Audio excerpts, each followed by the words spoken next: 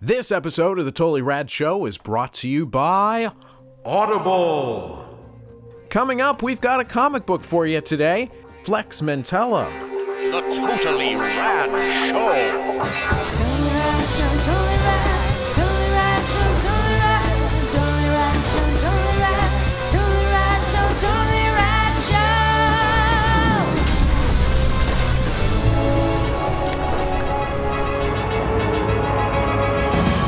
It's a big week for comic book movies, but comic books themselves had a pretty interesting release just last week. Flex Mentallo, a compilation of a 4-issue limited series that superstar creators Grant Morrison and Frank Quitely put together many years ago, and has just been released in a brand new, updated, recolored, oversized edition that's hardcover and really gorgeous looking. These are the guys that did All-Star Superman and have done a number of projects together. Really big time comic book creators. And Flex Mentallo is a really unique property. It's a old time character from what, the like 30s and 40s, I believe. That An old like Muscle Beach guy. yeah, there was manly comics, were these old comics with these kind of just, you know, Hercules and Adonis or whatever. Hercules. Yeah. And Flex Mentallo is this Atlas. Yeah, that's what I'm thinking of. A brawny guy who can sort of flex and do, you know, strong things, for lack of a better description. But in Grant Morrison's hands, the character goes a much different place. This is a more metaphysical take, and it's really a comic book about comic books. It's, I think, probably in a lot of ways autobiographical. You have the secondary character who is the creator of Flex Mentallo, who is now an adult and going through a nervous breakdown. And so we're kind of crossed between him thinking about his life through the prism of comic books and a comic book character himself who's searching for his long-lost partner, all of which is sort of just this Event? It's an event, but it's a meditation on what comic books mean to kids, to adults, to entertainment as a whole, and it's a pretty heady stuff. Dan, I'm curious if you liked it. I had very mixed emotions about it. Yeah? I think I found it similar to Watchmen, and I think that similar to Watchmen, repeat readings would breed a better understanding, obviously, but an opinion of it from me, and I think I would really, I would get it more. I never quite understood how I should be reading it.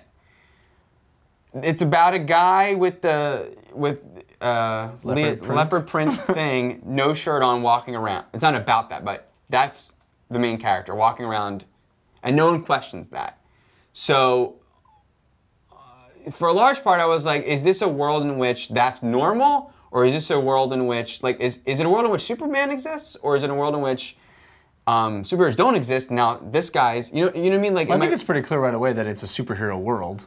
Right, but, okay, I started to enjoy it when I started thinking about, oh, this is like Mickey Rourke's character in The Wrestler. I was just trying to find the cool, you know, and I was like, this is like Mickey Rourke's character in The Wrestler as a superhero, and he's dealing with his age, and he's a wrestler, but he's cool, you know, like there's something, and that reading only worked for like there's 4 stories, you know, that reading kind of worked for the 4th story, but. What do you mean there's 4 stories? You mean there's 4 issues. Oh. Yeah. Yeah. But it's all one story. It's all one, right? But Well, yeah, they're segmented, and that didn't work very well. And then I thought, then I realized, okay, this is just about. It felt like this is Grant Morrison's personal story about him being an author of comics, and then I'm reading it under that prism, and I'm getting more out of it, but not quite. And then maybe it's not about that. Is it just about comics as a reader of comics, growing up, and all that stuff? And I'm trying to extract things from it. It never worked for me on a just story, visceral, the text level. It only seemed to work here and there in finding the subtextual meanings. When the 4th comic, the iconography was very was basically reminiscent of the Frank Miller Batman. And I thought, okay, has I been reading this wrong? Has all the other issues been like that was like Tales from the Crypt thing, and that was like Superman, and this is now like Dark Knight, and it's totally gonna follow match that, and it kind of did, but kind of didn't.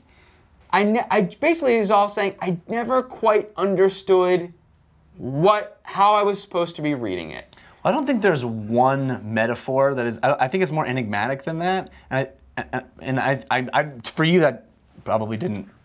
It didn't come together for you. I agree with that. It definitely.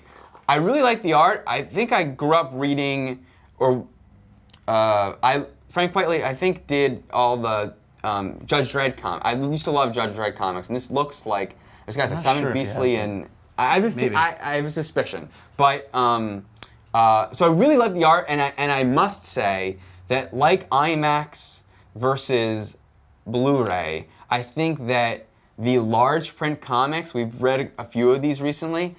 I think the large print comics answer the ease of digital comic distribution, and like I love reading large print comics. It's just like you see so much more detail. It's beautiful. I mean, there's something beautiful about reading on an iPad and the brightness and all that stuff. But I think the large print is even more powerful. Just like it's so much. IMAX really brings you to the theaters as opposed to reading it, watching it home on a Blu-ray. Alex, you're not somebody that generally digs the sort of enigmatic, metaphysical meditations on things and stuff. So, is that hold true here? Yeah, it does. I didn't really enjoy the experience, and to be honest, I was sort of let down by the fact that there are really great ideas in this book that had it been given a sort of standard treatment, would probably have been one of the most amazing comic book heroes of my life.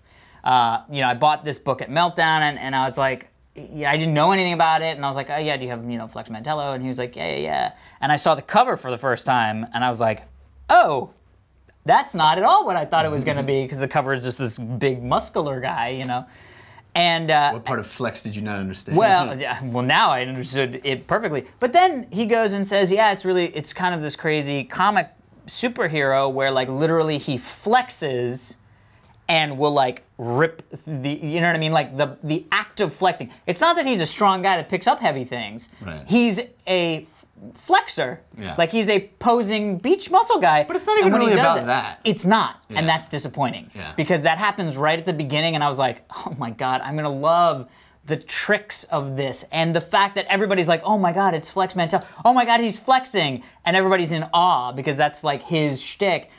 And then it just kind of becomes this sort of trippy, kind of metaphysical, what's real. I have a hard time when it's not clear where reality is. That's what I was saying. And not because I don't want to veer away from reality, but unless I know what reality is, it's almost like this never made clear what reality was before it broke it. Mm-hmm. It was just broken reality. Right. So I had no dog in the fight. I had no anchor to go, well, I don't care what happens to Flex Mentallo because none of this shit's real. Well, I don't care what happens to this guy getting, shooting up heroin because none of this shit's real. Well, I don't care what happens to this guy because none of this shit's real. Rather than, oh my God, that's not real, but I can tell how that is going to affect the thing that I actually care about. I understand. It just kind of is all over the place. Yeah, I think it had fun ideas. I mean, it had great ideas. Yeah, I think it's more concerned with bending everything on its head and being self-reflexive, and so you're trying to keep you off balance so that I think it's trying to sort of be more like a dream state, and really, and it definitely works in doing that. I just don't enjoy it. Yeah, I mean, it's about this fugue state that this artist is in, and I think it's about the creative process as a whole, and I think it works not just about comics, but about creation and about what it is to write and be informed by things as a child, and trying to reconcile the things you love as a child and the experiences, like keeping that childlike love in a harsh world of adult influences. I think that's really what it's dealing with, and it's talking about it, and it really worked for me. It came together at the end in a way that a lot of Grant Morrison stuff, frankly, doesn't. And I really got something out of that discussion, and it brings up a lot of questions, but it doesn't offer any answers. It just is, you know, life changes as you get old, and there's this childlike part of me that created this thing that seemed innocent, and then the whole world got harsh, and I love the abstraction of those feelings, because those feelings, those childlike feelings, sometimes don't have any hard reality. They just feel weird, you know? And the art, as you say, he's one of the greatest artists in comic books, period. And it is so crazy and trippy and intricately detailed. And there are these splash pages of, you know, Flex Mentallo like made up of photos of him, and that was awesome. Like 3 different poses all living in the same moment at the same time, and it is such spectacular work. And as you said, in that oversized format, it's really great. I recommend it's a gorgeous book. Yeah, I recommend it if you're into that kind of different. The real reason that I was excited to read this is that comic books is the only place this kind of thing happens. You don't have television shows, movies, dealing with this kind of thing. It's really a pure expression of these two artists' trippy vision, and they can go places that you just can't go in other mediums, and it's pretty exciting stuff. Doing video games, Braid. Oh, Braid isn't anything like. I don't think you can really go where this goes. And Braid in its own way is trippy, but and it self-reflects and is referring to you, is referring to the art itself, and is about the you know, like I just think it operates those ways. Check it out. Flexing.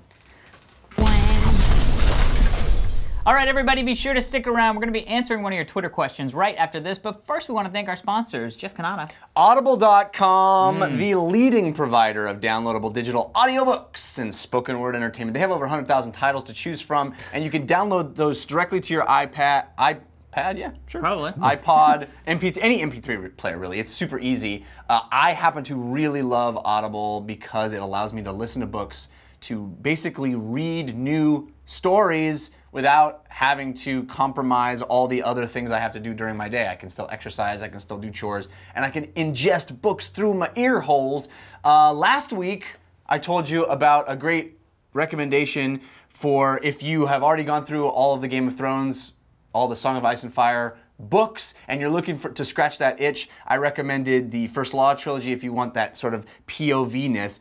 If what you like about the Game of Thrones TV show / books is the sort of gritty, dark, violent nature of it, and that's what it's the very realistic look at the olden times. Let me introduce you to a little author by the name of Bernard Cornwall. Holy smokes. First of all, this guy is extremely prolific. I've read only a couple of his dozens and dozens of books, but he is all his stuff. Check him out. George R.R. Martin is a huge fan. That's how I found out about him. In fact, I read on Martin's blog, and he is gritty and dark and realistic, and it's all historical fiction, and it's all really interesting. I read his King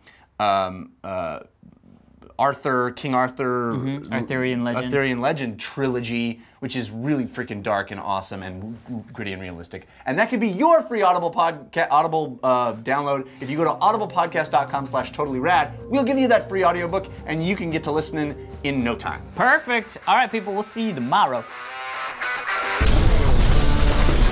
Join us tomorrow when we start off our summer movie wager.